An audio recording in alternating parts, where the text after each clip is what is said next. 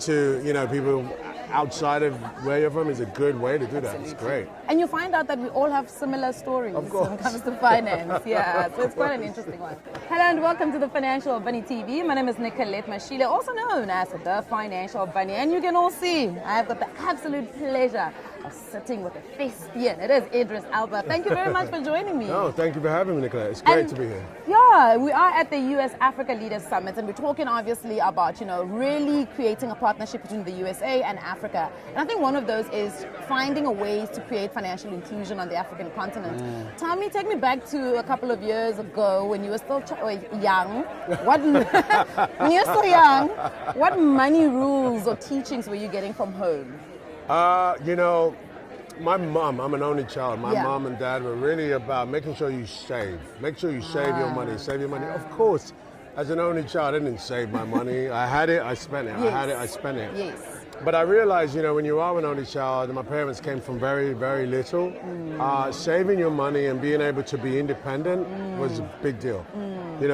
Being an only child and broke was not good. Being an only child and having your own money was smart. Yeah. And so I guess I was self-taught, in that sense. I wanted to make sure that I had the things I wanted to get. I didn't have a support system. I had a bank account, but I didn't have a real dialogue with my bank. Yes, you know what I mean? It was just like a service thing. It's a service. I was in, I took my savings book, looked at it, and went away. It wasn't until much later in my adult life that I started to really explore financial services and financial advice. Yeah. I think, I would say, if you don't mind me saying, I think that we tend to be a bit shy about asking about finances. Yes. We don't want to come across as if we're broke. Yes. Or, the pressures of, not having. So therefore, asking for advice on finance is a little bit of a, would you say that? Yeah, no, definitely. I think for everybody, it's always, you feel like people will know my life if I ask about finances. Yeah. So just before I let you go, what is your number one money rule right now? My number one money rule is, look, you're going to make $1. Of course. Okay? Yeah. In that $1, you're going to have to pay your rent, pay your food, and possibly pay taxes. Absolutely. So you got to think about that dollar and how you use it. Yes. I always say that my $1 costs me actually 75 cents. In other words, 75 cents of it is going to go to X amount, and this is mine. Is what's yours. Is what's mine. And when you sort of start to, dissect your funding, you can avoid overspending where you haven't got it. Absolutely. Sometimes people spend before they've even got it, and that's a problem. So I try not to do that. Okay, when are you coming to South Africa to visit us? Hey, don't worry, I'm coming. Are you coming? I'm always there. No, but you need to come in and you must see us. You must come stay now. I promise. Okay, perfect. I promise. But thank you very much. You were absolutely fantastic, and I look forward to your remarks tonight. Congratulations. Well awesome. done. Thank you very much. Thank you very much for tuning in to the Financial Bunny. We'll see you guys on the next one. Today, if you do not consider Africa as a viable investment, you're not considering yourselves or your future. Africa's future is your own future, and vice versa.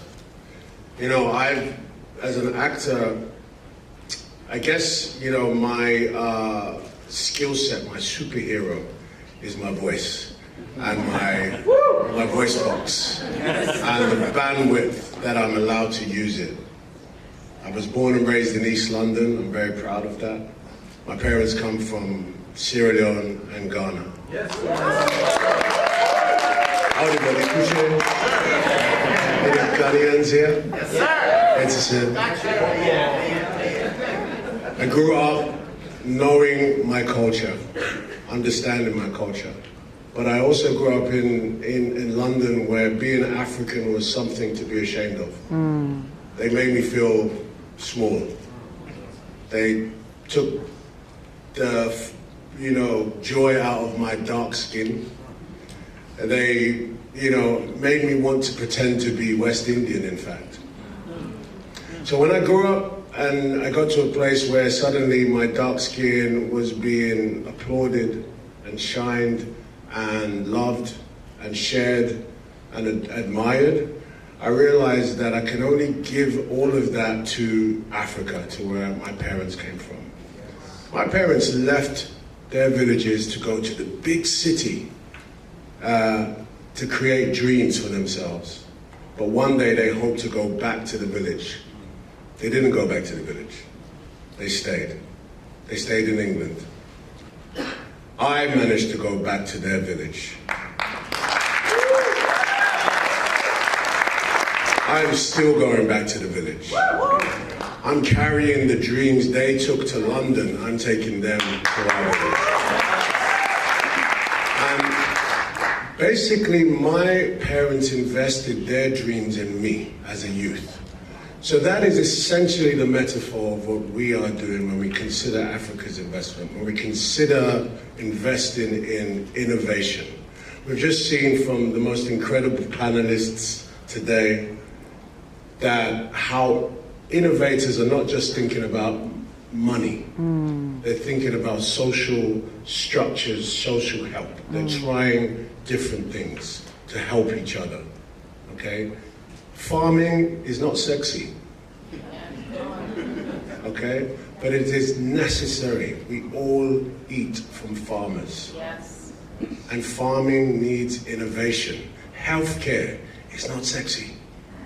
We don't like the idea of someone suffering and not being able to get medicine, but I'm thankful for Tunde and his innovation to try and figure out a way.